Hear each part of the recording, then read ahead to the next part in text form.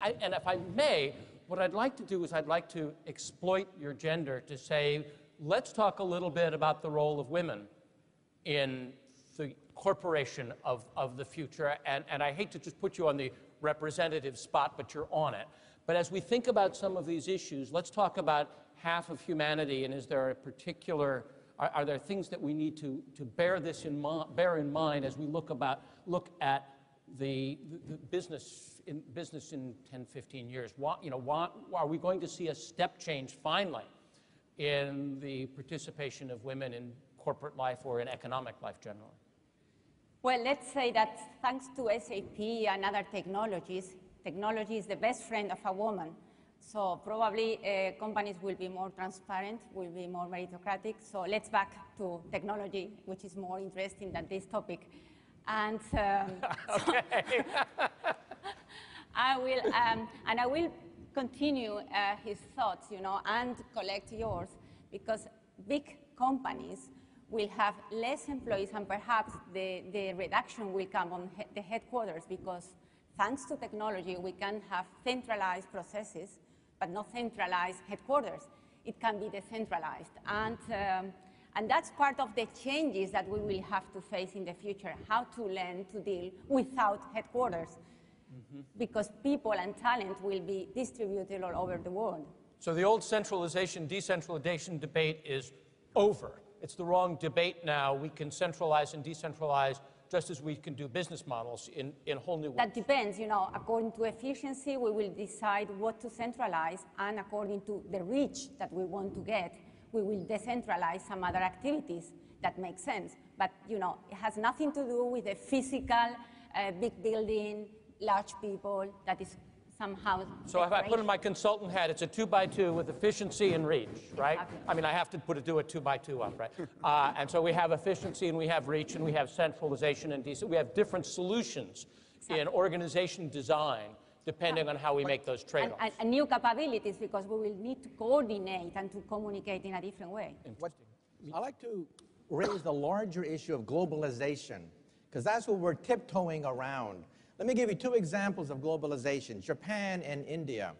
In Japan, we have, in some sense, a negative example, where we have very large corporations that are incapable of making very small, rapid changes to the economy. And one reason why the Japanese economy is stagnating is because of the sclerotic distribution of goods, the fact that competition is not allowed. Rice, for example, is artificially propped up. It means that you cannot have a free marketplace. And that's one reason for the stagnation of Japan for the last 15 years. Now look at India. There was a big debate years ago in India about whether or not to set up an optical fiber network connecting India with the rest of the world. Fiber optic, state-of-the-art. People said it's too much money. It's useless. India doesn't need such a thing. And now look, that is the lifeline, the lifeblood. The lifeblood of the new generation of Silicon Valleys in India is precisely because of the investment they made in the highest technology, getting fiber optic cables and getting India wired up to the rest of the world. And that's a challenge for all businesses, all nations. The playing field is going to be global. The playing field is going to be international. And unless you can compete on the international stage, you're going to be out faster than you realize. Because, yeah. Go ahead. I'm sorry. Finish. Go ahead. I'm sorry. I thought you had finished, so I didn't mean to interrupt. Oh. Go ahead. So what I'm saying is, in a situation where we have perfect capitalism, perfect knowledge, a knowledge about all products, goods, services, marketing, people's instincts to buy, and so on and so forth. In a situation where we have perfect capitalism, perfect knowledge, it means there's going to be enormous pressure on the global marketplace. And nations which cannot compete are going to see their economies stagnate, like what happened in Japan. So let me ask you this question. We don't have too much time left, and what I'd like to do is I'd like to give each of you a choice between two questions. Answer one, or if you can answer the two at the same time, and what it is. One question is if the sort of venture fairy came down and gave you a large sum of money, whatever a large sum of money is, $1 billion, $100 million. If you had a big amount of money to invest, where would you put it? And the second question is more about organizations. If you go back 100 years ago, people working in groups did not know how to create or run multi-divisional corporations. That's something we now know. If you go back 25 years ago, people did not know that they could create an encyclopedia or create an operating system without a corporation. So we have new forms of collaboration. What new form of collaboration might exist in 20, 25 years that we can barely imagine now? So one question is, where would you bet? And the other question is, do you think that mankind, humankind, will be able to collaborate in some striking new way in the future? And you can pick either or both or whatever, but who wants to grab it? I'll start, be very quick on this.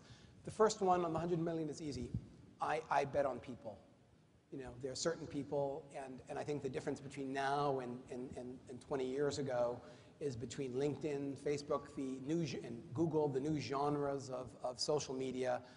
My span of knowledge, my span of influence, my reach has been dramatically changed. So the whole notion of what it means to bet on people has been globalized, with or without H-1B visas.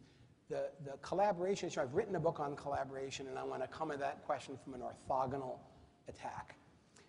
What I think is a profound revolution, and I hate that phrase, but it is a profound revolution, is that when I went to school, the engineering paradigm was systems integration. Now what we see is, and what the cloud is a manifestation of, is interoperable systems. Interoperability is going to be the vehicle and medium for linking medical devices to IT, to new materials. Having APIs, new genres of interoperability are going to facilitate new genres of collaboration and innovation. Yeah, I would bet on 3 industries that are going to be big. One is biotech. In the coming years, all of us will have a CD-ROM with every single gene in our body listed. It'll cost about $1,000 in a few years. It'll cost $100 perhaps in 10 years' time. That's going to open up bioinformatics. It's going to revolutionize medicine. Medicine is going to be reduced to computer science. Computer science will dominate almost all medicine in the future. We'll have a human body shop, able to grow new organs of the body, extend the human lifespan, control cancer. We're talking about a revolution in biotech. Second is entertainment. Entertainment is going to be huge in the future because everyone likes to laugh, everyone likes to communicate, and entertainment is intellectual capital. Robots cannot make intellectual capital. Entertainment is something that is going to be huge. Social networks, all of that is going to be wrapped up into the gigantic entertainment industry. And third, further down the line, maybe in 20, 30 years, robotics is going to be big. I think it's going to be bigger than the automobile industry, but not today. Our most advanced robots today have the intelligence of a cockroach, a stupid cockroach. Isabel. If I were rich, I would spread the money, because I don't think that putting too much money on any small company is good for them. I think that you know, the intellectual goes faster when you have to speed up the resources and to improve the resources that you are given. But I will choose something to do with crowdfunding or something to do with crowd learning, because we need to speed up the way we learn. We invest 20% of our life in just learning. We will have to continue learning all our life, but just learning, we invest 20% of our lives, and that's perhaps too much for the future. Something to do with recycling, because we are going to be much more people consuming much more goods, so probably something about recycling, something about water, because it's the new goal of the future. And something to prevent diseases, or something to early diagnosis of diseases. And what I imagine for the next 20 years is some way to improve our delivering cycle. You know, we spend 20% of our life just learning when we are more productive, more imaginative, and then the last 20% on the entertainment business, but on the other side. So I would like to see how can we improve 40% of our lives in a more efficient way. Peter, give you the last word, except for mine. 3 years ago, Ray Kurzweil and I started a new university called Singularity University in Silicon Valley to look at exponentially growing technologies and how they affect businesses and individuals. And we challenge our graduate students to build a company that can 1 billion people within 10 years. That's the metric for success. And we looked at these next decades. In this next decade, as you said, biotech, cloud computing, and then the Internet of Everything, embedded network systems are going to give birth to the next $100 billion industries. The decade after that, distributed manufacturing, 3D printing, AI, robotics are going to give birth to multi-$100 billion industries. And the decade after that, we start to really play into the nanomaterials, nanotechnology arena. Each of these decades, again, disruptive and amazing potential for transforming humanity. And boy, the difference. Right now, 6 of the top 10 companies in the Fortune Global 500 are energy companies. And I don't imagine that that will be true at the end of any one of those decades as we go forward. We're just about out of time. I want to try to summarize a couple of themes that I heard and put them in a little bit of different context. One, as Gabriel Byrne said at the beginning when he was talking about the imaginations in this room and the imaginations on the web and the imaginations around the world, is the power of intellectual capital, the power of creativity, the power of the people in whom you might invest in a world in which we're surrounded by systems and by a seemingly ever-growing computing power, the power of the individual and collective intelligence as an economic engine seems to be paradoxically rising enormously. Second, the theme of urbanization. In the next 20 years, in the coming decades, there will be more city building than in the whole history of humankind beforehand.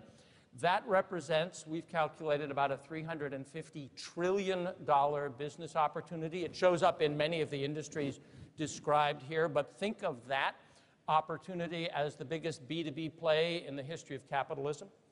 The biggest B2C play in the history of capitalism we've also talked about indirectly, which is the emergence of a global middle class and a truly global middle class. The Gen Y, the millennial generation, in sheer numbers is the biggest generation ever to exist, and by 2030, 85% of the global middle class will live in Brazil, Russia, India, and China. That's a lot of households to furnish, a lot of tourists to fleece, a lot of makeup and household goods to sell. It's an extraordinary B2C opportunity. And a third one that we sort of mentioned, and even though Isabel said it was boring, I want to bring it up, is what I like to think of as the third billion. If women ever fully enter into economic life as talent, as participants in corporations, or as consumers, it will be the equivalent of adding another India or China to the global economy, a non-trivial addition. And all of these things play into those. I think of those things as 3 huge opportunities, and we've heard an awful lot about how industry might reconfigure itself in order to take advantage of those opportunities. Based on all you've heard this morning, it's apparent that technology is going to change our world and our organizations in the years to come, and we've got to be ready. These next few days